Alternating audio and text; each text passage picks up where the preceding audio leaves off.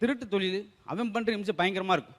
பொய்யா சர்ச்சு நிற்க வச்சு கேட்குறாரு, நீ அந்த வீட்டுக்கு திருட போனால் சரி பரவாயில்ல, எல்லாம் செய்கிறதான் செஞ்சுட்டேன்.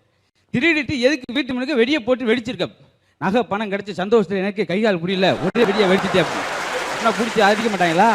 இன்னும் சில திருப்பணும் வித்தியாசமாக இருக்கும். ஒருத்தன் திருட போயிட்டு அந்த வீட்லேயே சோப்பு போட்டு குளிச்சிருக்கான். என்னடா அப்படின்னா தொழில் சுத்தம் வேணுமா? எங்கேயாச்சும் அர்த்தம் கண்டுபிடிச்சிருக்கோமா? தொழில் சுத்தத்தோடு இன்னும் சில வீட்டில் அந்த வீட்டில் படுத்துருவாங்க. ஒருத்தர் திருட போயிட்டு அந்த வீட்டில் படுத்துட்டான்.